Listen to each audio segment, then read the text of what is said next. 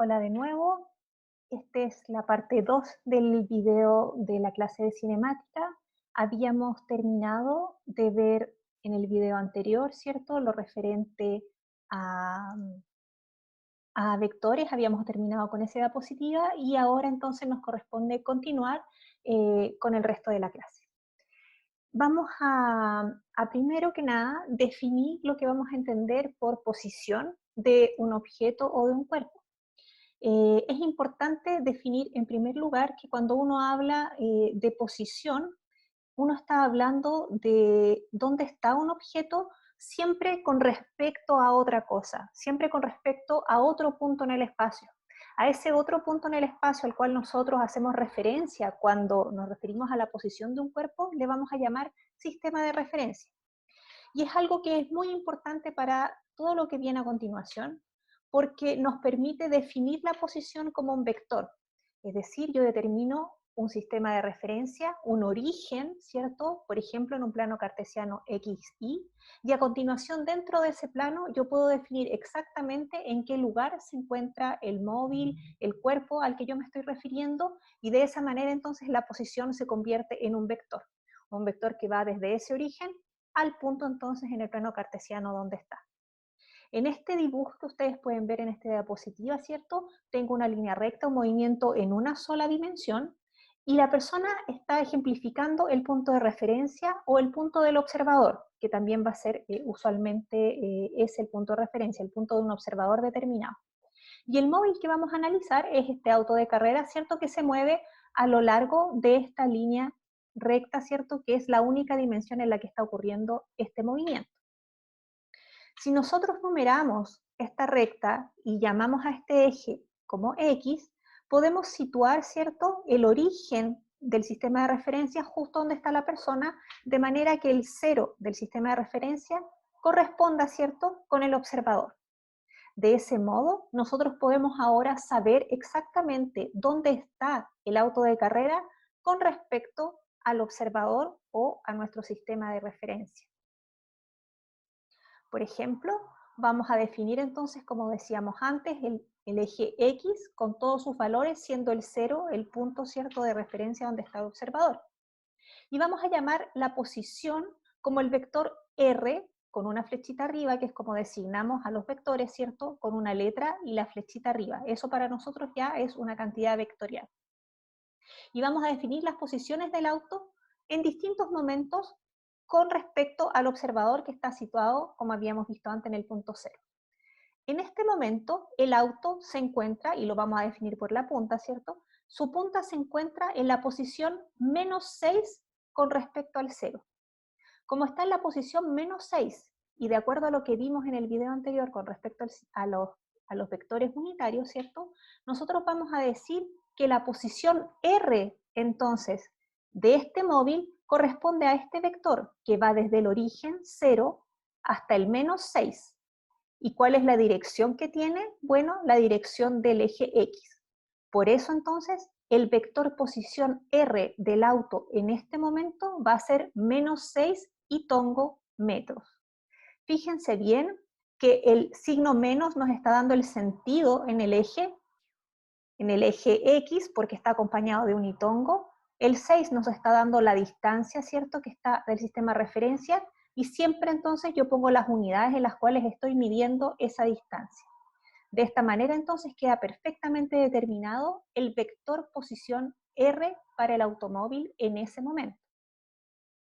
Si ahora nosotros tenemos otro momento en que la punta de este auto de carreras está en la posición 4 del eje X, vamos a tener que su vector posición va a ser aquel vector que tenga un origen en el observador, en el 0 del sistema de referencia, y su punta, ¿cierto?, en el 4. Y va a ser este vector que está dibujado aquí. Y entonces el vector posición, al igual que en el caso anterior, va a corresponder a 4 y tongo metros. Fíjense que en este caso es positivo porque la punta del auto está en la parte positiva del eje X.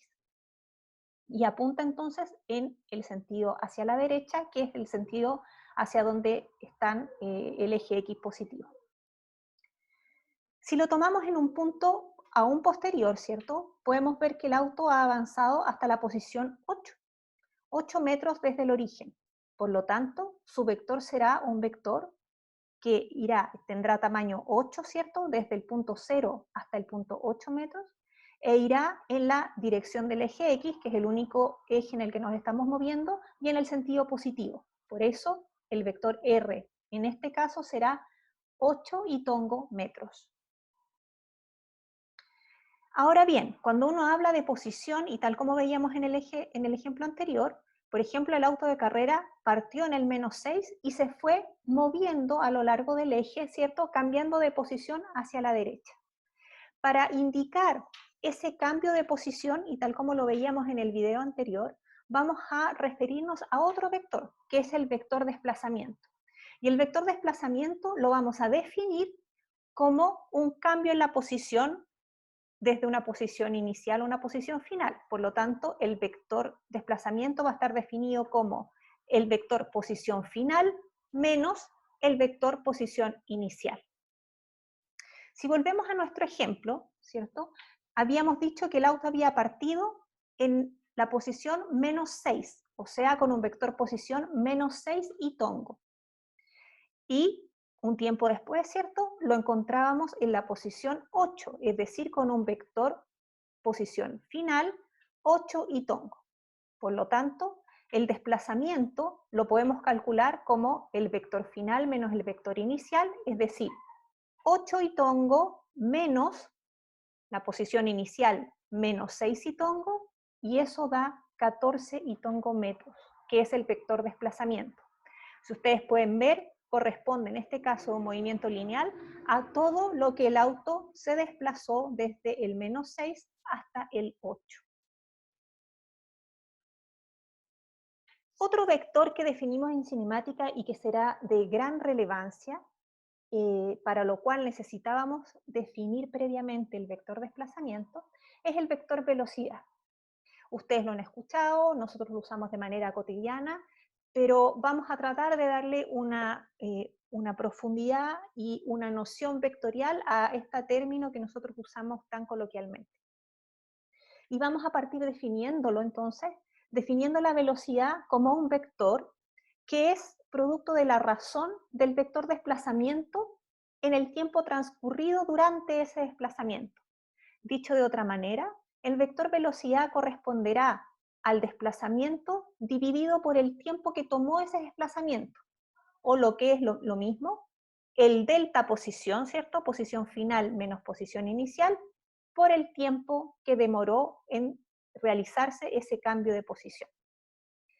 Si nosotros tomamos el mismo ejemplo que veníamos viendo y decimos que el cambio de posición desde el vector -6 y tongo al vector 8 y tongo se realizó en un lapso de 0,5 segundos, nos podemos preguntar entonces cuál fue la velocidad en la que ese desplazamiento tuvo lugar. Y para eso entonces vamos a recurrir a lo que habíamos calculado en la diapositiva anterior, al vector desplazamiento, que era 14 y tongo metros, lo dividimos por el tiempo y eso nos da 28 y tongo metros por segundo. Aquí me gustaría detenerme para que noten las siguientes cosas. Como les decía, la velocidad es un vector, se anota con la letra B corta, con una flechita arriba como todos los vectores, y tiene una magnitud 28, tiene un vector unitario y tongo que nos indica que la velocidad está siendo un vector que está apuntando en el eje de las X hacia la derecha, es decir, hacia los positivos. Y las unidades de la velocidad, que en este caso son metros dividido en segundos. Cuando yo voy a referirme a una velocidad, siempre voy a tener que indicar su magnitud vectorial y sus unidades, puesto que es un vector. A menos que me pregunten cuál es la magnitud, en cuyo caso puedo simplemente referirme a la magnitud, que será 28. En cualquier otro caso, cuando yo estoy preguntando o hablando de la velocidad, tengo que referirme a ella en cuanto vector y por lo tanto dar todos los elementos que habíamos visto ya que tiene un vector: magnitud, dirección y sentido, además de las unidades correspondientes.